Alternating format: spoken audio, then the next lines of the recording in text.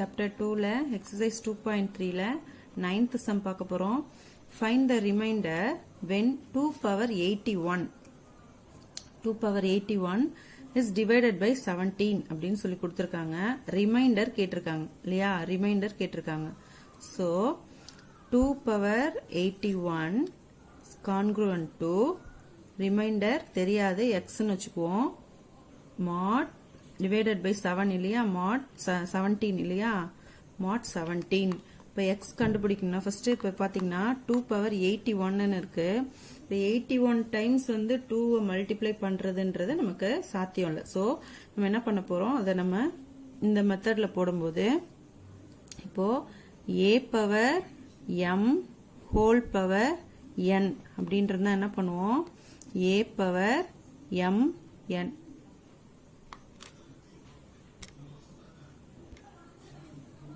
இப்போ இந்த ஃபார்ம்ல வந்து நம்ம இதை எழுத போறோம் சரிங்களா? அப்ப 2 power 81 எப்படி எழுதலாம், 2 power 9 ஹோல் பவர் 9 இப்படி எழுதலாமா? 9 9s are 81. இப்போ நம்ம இது ரெண்டையும் மல்டிப்ளை பண்ணா 81 கிடைக்கும். இந்த மாதிரி நம்ம பிரிச்சு எழுதிக்கலாம்.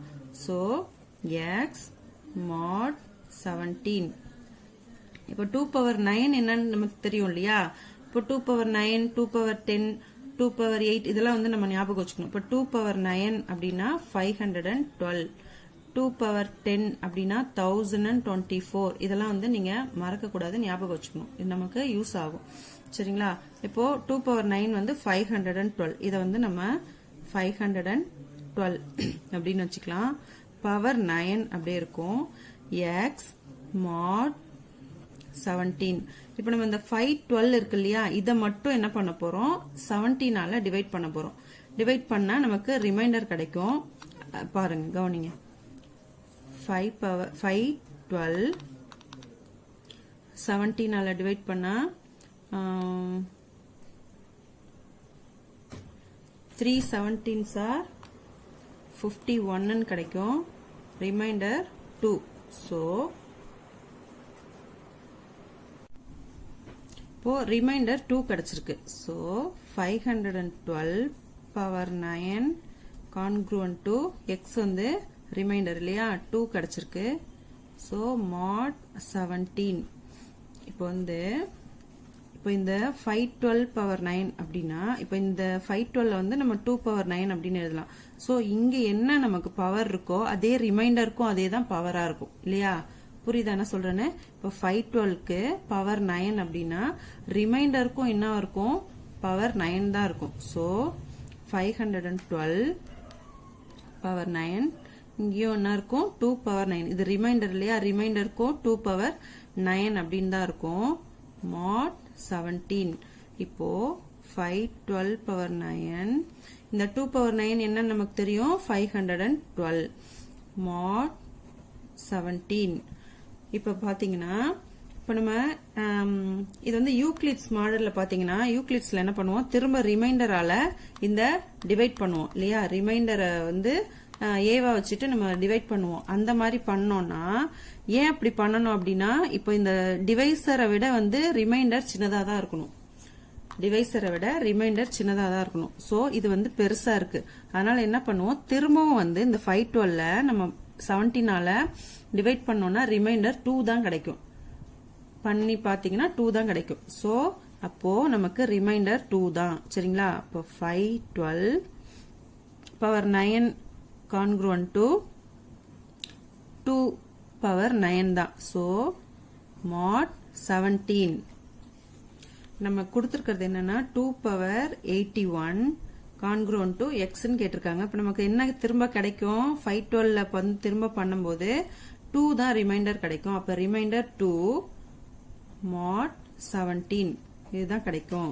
சோ நமக்கு எக்ஸோட வேல்யூ ரிமைண்டர் வந்து 2. புரிஞ்சுதா? 10th சம் பார்க்க போறோம். The duration of flight travel from Chennai to London through British Airlines is approximately 11 hours ன்னு சொல்லியிருக்காங்க. சென்னை டு லண்டன் போறதுக்கு டிராவலிங் டைம் வந்து 11 hours ன்னு சொல்லியிருக்காங்க. The airplane begins its journey on Sunday. Sunday அன்னைக்கு கிளம்புது. என்னைக்கு என்ன டைம்னா 23 hours 30 minutesக்கு கிளம்புது சரிங்களா? if the time at Chennai is 4.5 hours 4.5 hours ahead சொல்லிருக்காங்க. சென்னையை விட லண்டனுக்கு வந்து லண்டன்ல வந்து 4.5 hours வந்து முன்னாடி இருக்கும். 4.5 hours முன்னாடி இருக்கும். that of London's time. சரிங்களா? then find the time at London. find the time at London. when will the flight lands at London airport? எத்தனை மணிக்கு லண்டன் ஏர்போர்ட்டுக்கு போயிட்டு ரீச் ஆகும் அப்படின்னு சொல்லி கேட்டிருக்காங்க. நல்லா கவனிங்க. 4.5 hours வந்து லண்டன் டைம் முன்னாடி இருக்கும் சென்னையை விட அப்படின்னு சொல்லியிருக்காங்க. சண்டே அன்னைக்கு கிளம்புது. என்ன டைமுக்கு? 23 hours 30 minutesக்கு கிளம்புது. போகிறதுக்கு டிராவலிங் டைம் வந்து 11 hours. சரிங்களா? கவனிங்க. இப்போ journey starts. என்ன டைமுக்கு கிளம்புது? 23 hours 30 minutesக்கு கிளம்புது. டிராவலிங் டைம் என்ன? டிராவலிங் டைம் வந்து 11 hours கொடுத்திருக்காங்க. சோ இது ரெண்டையும் ஆட் பண்ணுங்க. இது ரெண்டையும் ஆட் பண்ணீங்கன்னா 0 3 4 34 hours 30 minutes கிடைக்கும். சோ இததான் நம்ம வந்து ஏன்னு வச்சுக்கணும். சரிங்களா? A is congruent to B mod n. நம்ம n என்னன்னு வச்சுக்கணும்னா 24 hours இல்லையா? டைம்னாலே நம்ம 24 hours தான் எடுத்துப்போம். அப்போ A வந்து 34 30 congruent to B நமக்கு ரிமைண்டர் கண்டுபிடிக்கணும். x ன்னு வச்சுக்கலாம். mod 24 hours இல்லையா? அதனால 24 ன்னு வச்சுக்கலாம். இதை டிவைட் பண்ணி பாத்தீங்கன்னா இப்ப 34 hours 30 minutes 24 ஆல பண்ணீங்கன்னா 124 are 24 1030 கிடைக்கும். நமக்கு ரிமைண்டர் வந்து 1030 கிடைக்கும். இப்போ ரிமைண்டர் வந்து நமக்கு 1030 கிடைச்சிருக்கு. நமக்கு என்ன சொல்லிருக்காங்கன்னா கவனிங்க. Chennai is 4.5 hours ahead to that of London அப்படின்னு சொல்லியிருக்காங்க. லண்டன் டைம் சொல்லியிருக்காங்க. சென்னை வந்து லண்டன் டைமை விட 4.5 hours முன்னாடி இருக்கு. சோ நம்ம என்ன பண்ணோம்? 1030ல 4.5 hours வந்து மைனஸ் பண்ணணும். சரிங்களா? 1030ல 4.5 hours மைனஸ் பண்ணோம்னா நமக்கு 6 hours கிடைக்கும். 6 கிடைக்கும். இப்போ 6க்கு தான் வந்து ஏஎம்க்கு தான் போய் சேரும்.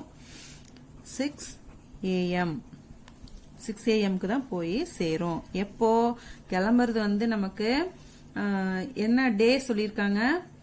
சண்டே சொல்லிருக்காங்க. அப்ப மறுநாள் மண்டே போய் சேரும். மண்டே காலையில போய் சேரும். On Monday the flight will reach at London. புரியுதா ஸ்டூடெண்ட்ஸ்? இதுல ஏதாவது டவுட் இருந்தா கமெண்ட் பாக்ஸ்ல கமெண்ட் பண்ணுங்க. கிளியர் பண்றேன். தேங்க்யூ.